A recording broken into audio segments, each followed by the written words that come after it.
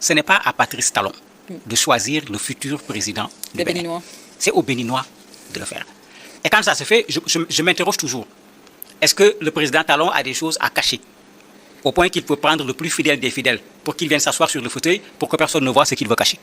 Romuald Wadani est un partisan du président Talon, un acteur qui est à côté de lui depuis pratiquement 10 ans. Parce que ça fait pratiquement 10 ans qu'il est le ministre de l'économie et des finances. Un fidèle collaborateur. Oui, on le considère comme les fidèles, parmi les plus fidèles collaborateurs du président de la République. Ça, c'est l'aspect politique, mais moi, je n'aime pas cet aspect. On ne choisit pas le futur président d'un pays en regardant si la personne est fidèle ou pas. On le choisit en cherchant à voir est-ce que cette personne est en mesure de gérer le pays. Sur ce plan, quand on regarde son profil d'un point de vue intellectuel, mais il a un profil plus qu'intéressant. Ça, j'avoue que, lisez ce qui est dit sur la personne. Il est sorti major quand il faisait son master en finance en France. Dès qu'il l'a fait, les chasseurs de tête l'ont reconnu. On a commencé à s'approcher de lui, à vouloir travailler avec lui dans des organismes internationaux. Il a fait son expertise comptable à Harvard Business School. Ce n'est pas n'importe qui le fait.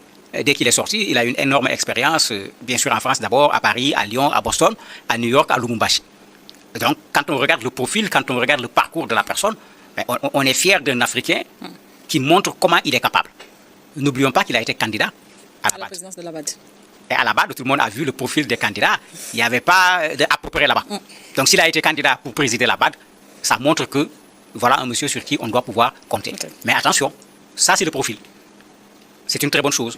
Mais ce n'est pas parce qu'on a le bon profil qu'on devient un bon président de la République. Il faut dire les choses comme elles sont. On a vu des docteurs qui ont été présidents de la République. On a vu les professeurs Alpha Condé, les maîtres Abdoulaye Wade. Tout le monde se disait que s'ils arrivent au pouvoir, vraiment les données vont changer. J'avoue que ça finit plutôt par la déception. Donc qu'on fasse attention. Le profil intellectuel, oui, mais on a besoin d'un homme d'État. Quel que soit le profil qu'on a, on a besoin d'un homme d'État pour pouvoir conduire nos pays. Est-ce qu'il l'est? C'est là où il faut plutôt s'interroger. Moi, je refuse cette forme de succession déguisée, parce que moi, c'est comme ça que je l'appelle. Et quand ça se fait, je m'interroge toujours. Est-ce que le président Talon a des choses à cacher au point qu'il peut prendre le plus fidèle des fidèles pour qu'il vienne s'asseoir sur le fauteuil pour que personne ne voit ce qu'il veut cacher? Le Dauphinat entraîne toujours cette question. S'offrir une retraite paisible? Pas seulement paisible. C'est-à-dire qu'il ne voudrait pas qu'il y ait des problèmes de rendre des comptes. Est-ce que c'est une façon d'installer quelqu'un qui va vous être tellement redevable que finalement, de temps en temps, il va vous appeler au téléphone pour vous dire « Président, est-ce que j'ai fait ceci ?» Ou bien quand vous l'appelez pour lui dire « Président, il y a telle chose », il est tenu, pour ne pas dire il est obligé d'accepter ce que vous avez fait. Moi, ça fait qu'effectivement, le Dauphinat, je suis véritablement contre qu'on laisse la démocratie faire son jeu.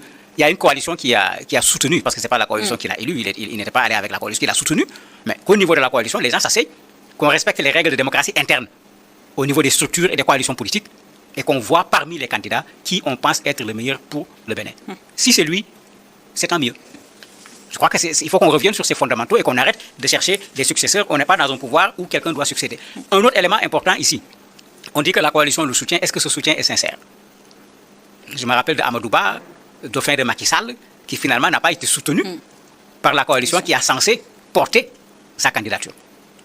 Est-ce qu'on va assister à la même chose au Bénin? On ne sait pas encore. Justement, on se pose la question, comment est-ce que cette annonce est perçue par l'opinion publique, l'opinion politique, publique d'abord, les acteurs politiques béninois? Quand on fait ce genre d'annonce, la première chose que les gens font, c'est de prendre acte. Puisque c'est une coalition qui décide de dire voilà notre candidat. C'est le droit le plus absolu. Mais c'est le droit des gens également d'être regardants sur qui est le candidat. Pourquoi lui? Parce que c'est ça également la démocratie, qu'on accepte qu'on interroge ce qu'on a devant nous. C'est ça qui fait la démocratie. Maintenant, ça permet surtout aux autres de savoir à qui ils vont avoir affaire. Et de pouvoir maintenant se préparer pour savoir que voilà celui que je vais avoir en face de moi. Il va falloir que je me prépare. Parce que d'un point de vue profil, s'il faut comparer les candidats par profil, vous voyez que le monsieur-là a pris une longueur d'avance par rapport à d'autres candidats qui sont attendus. Du point de vue expérience, 10 ans au ministère de l'économie et des finances, ça fait également une longueur d'avance. Maintenant, ça peut être intéressant pour les autres partis politiques qui se disent, mais attendez, il faut que nous aussi, on prépare une candidature à la hauteur du concurrent que nous avons. Mais malheureusement, souvent, ces réflexions stratégiques ne se font pas dans les partis puisque vous avez des candidats naturels, comme s'il y a des candidats qui sont surnaturels. Mais justement, dans cette logique d'analyse, quels sont les principaux défis que devra relever Wadani pour convaincre, au-delà de l'électorat acquis pour le pouvoir? La première chose qu'il doit pouvoir faire, c'est de montrer qu'il sera un président de la République. Et pas le président de la République du président Talon. Parce que quand on élit une personne, c'est pour que la personne prenne ses responsabilités. Et comme on le dit, l'élection présidentielle, c'est le rendez-vous entre un homme et son peuple. Donc, si sa candidature passe, elle est validée, qu'il gagne les élections, c'est lui qui va répondre devant les Béninois. Ce n'est plus le président Talon qui va répondre parce que c'est l'élection qui va le mettre au pouvoir. Ce n'est pas le choix du président Talon qui va le mettre au pouvoir. Mais en ce moment, on a beau être contre le président Talon, il a quand même fait des pas. Il a déposé des briques au niveau du Bénin et cela est incontestable. J'y étais, ça fait peut-être 2 mois. Il faut reconnaître que d'un point de vue infrastructure et d'un point de vue même gestion sur le plan politique, il a fait plein de choses. Si lui, il vient, est-ce qu'il est dans la continuation? Est-ce qu'il vient avec son propre leadership? Est-ce qu'il vient avec une autre approche? Tout cela, on ne peut pas le dire pour le moment. Et quand la campagne commencera et qu'on va l'entendre lui-même sur ce qu'il veut faire du Bénin, on pourra savoir vers quoi nous allons. Ce qui va être intéressant dans le cadre de la CEDEAO de façon générale, c'est que de plus en plus, les présidents changent. Ça pourrait permettre d'atténuer cette atmosphère de tension qui est une tension inutile entre nos pays, puisqu'il y aura un autre président qui sera au niveau du Bénin et on ne l'accusera certainement pas d'avoir participé aux sanctions contre les autres pays. Ça pourrait être intéressant au niveau de la CEDEAO. Au niveau du Bénin, ce qui serait intéressant, c'est qu'il y a un véritable technocrate qui est là.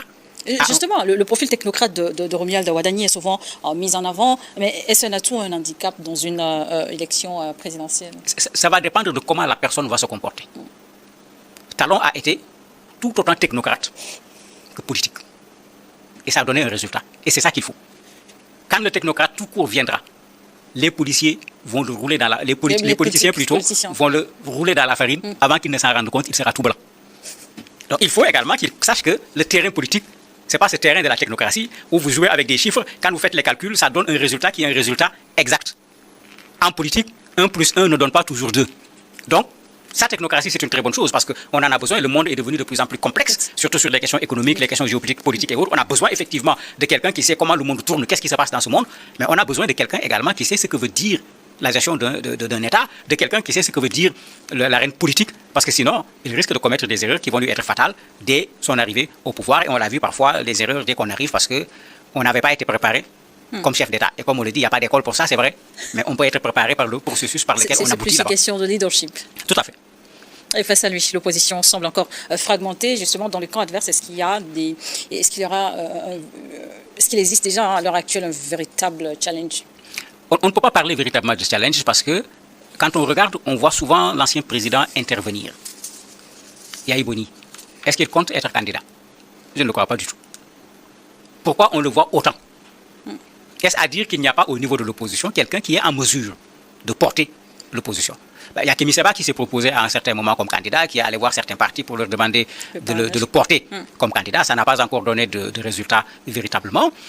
On verra également, parce que pour les autres partis, Talon a amené une chose au Bénin. Pour être candidat, il faut respecter le fisc. Il y a tout un ensemble de choses qu'il faut respecter, que moi je considère comme une très bonne chose. Il ne faut pas qu'on mélange les choses. N'importe qui a le droit d'être candidat. Mais quel que soit le candidat, il doit respecter les règles. Et dans le respect des règles, moi je suis d'accord avec lui, que ce soit quelqu'un qui paye les impôts, avant de venir imposer aux populations de payer des impôts. Que ce soit quelqu'un qu'on n'a pas attrapé pour de la corruption, des détournements de deniers publics ou je ne sais pas quoi, parce qu'après celui-là, quand il va dire qu'il va lutter contre la corruption, ce n'est même pas la peine de croire à ce qu'il va dire. Bien sûr, on l'a interprété comme une façon politique d'empêcher à des gens d'être candidats. Moi, je ne partage pas cet avis. Pour le Bénin ou comme pour tous nos autres pays, pour moi, l'enquête de moralité doit être quelque chose d'extrêmement important quand il faut choisir celui qui va diriger un pays. Parce qu'après les compétences, après le statut d'homme d'État, si de ce côté moral, il n'y a absolument rien, on ne verra même pas à quoi ces compétences ont servi pour un État. Le Bénin a connu des critiques sur l'état de sa démocratie ces dernières années. Cette élection de 2026 pourrait-elle changer la donne? Est-ce qu'elle va changer la donne? Je ne peux pas dire oui, je ne peux pas dire non. Mais ça sera une occasion pour qu'on renforce davantage la démocratie au niveau du Bénin. Parce que la démocratie n'est pas un état de fait, où on vient dire la démocratie, elle est là, elle est terminée. Non. Les donnes changent. Et puisque les donnes changent, il va falloir qu'on en tienne compte. Pour donner un exemple, Patrice Talon n'est pas arrivé au pouvoir comme leader d'un parti politique. Candidat indépendant. Tout à fait. Ce n'était pas ce qu'on voyait habituellement. On est toujours dans la démocratie, mais avec une donne qui est là, qui est une donne nouvelle. Le ministre, pour le moment, je ne suis pas encore au rang du parti auquel il a milité en tant que membre de parti. Est-ce que c'est un talon bis en termes de candidature plutôt indépendante portée par des partis cette fois, ce qui n'était pas le cas avec Talon? On s'interroge. Mais c'est dans ça, effectivement, que la démocratie béninoise doit faire des pas en avant. Ce qui n'est pas admissible, c'est qu'un pays aille jusqu'à un certain niveau d'un point de vue démocratique et qu'en face d'élections, on assiste non pas à des pas en avant, mais à des pas en arrière, en empêchant à des gens d'être candidats, en empêchant à des gens de pouvoir tenir le rassemblement, en empêchant à des gens de pouvoir faire ceci ou cela, et tout ça en le cachant derrière une judiciarisation de la scène politique pour empêcher à des candidats qui pourraient être gênants de pouvoir faire leur travail en tant qu'opposants. J'espère que le Bénin nous a déjà habitués quand même à un certain niveau en matière de démocratie. N'oublions pas que ce sont les inventeurs de la conférence nationale. Nous espérons qu'ils nous apporteront encore un nouveau élément en termes démocratiques qui ne va pas servir au Bénin seulement, mais qui pourra servir aux autres pays africains. Selon vous, qu'est-ce que le profil de Romuald Wadani, avec un parcours impressionnant, impose au camp adverse dans le choix stratégique de leur candidat? Le camp adverse aura deux problèmes. Le premier problème, c'est la façon dont le président Talon est parti. Parce que ça, c'est un acquis extraordinaire d'un point de vue politique. Et son dauphin va en profiter. Parce qu'il pourra leur dire, aussi simplement que ça, je ferai comme lui. Une promesse tenue. Oui, 2 mandats et je partirai. Je ne vais pas changer la Constitution pour rester. Et ça, en Afrique, aujourd'hui, c'est un acquis politique important dont les gens ont besoin dans le cadre du renforcement de la démocratie. Ça, c'est un acquis. Le deuxième élément qui va être un acquis. Patrice Talon a fait ce qu'on ne voit pas. Ça a été un exemple. On a beau être contre lui, mais il faut reconnaître les bonnes choses. Il a dit clairement, je vais chercher quelqu'un qui est meilleur que moi. D'habitude, on nous dit, à part moi, il n'y a personne. C'est ça qu'on nous dit d'habitude. À part moi, il n'y a personne. Ou bien derrière moi, ça sera le chaos. Lui, il reconnaît qu'il y a quelqu'un qui peut être meilleur que lui et qui peut venir faire mieux que ce que lui, il a fait pour le Bénin. Mais ça également, ça va être un atout. Parce que Talon a été clair, il dit qu'il va l'appuyer au niveau de la campagne électorale. C'est des atouts qu'ils vont exploiter. L'autre atout qu'ils vont exploiter, c'est les acquis. C'est-à-dire ce qu'il a obtenu comme résultat. Puisque c'est lui qui était le ministre des Finances. Avec Talon, tout le monde a vu ce qu'ils ont fait comme réalisation au niveau du pays. Il faut le reconnaître. Mais l'opposition ne manquera pas aussi de leur faire porter les erreurs de Talon. Le conflit avec le Niger, le conflit avec l'AES, la relation avec la France où tout est dit. Qu'est-ce qui est vrai dedans, qu'est-ce qui n'est pas vrai, il va falloir vérifier. Mais ces éléments, l'opposition ne manquera pas également de les soulever pour le faire porter au dauphin du président Talon.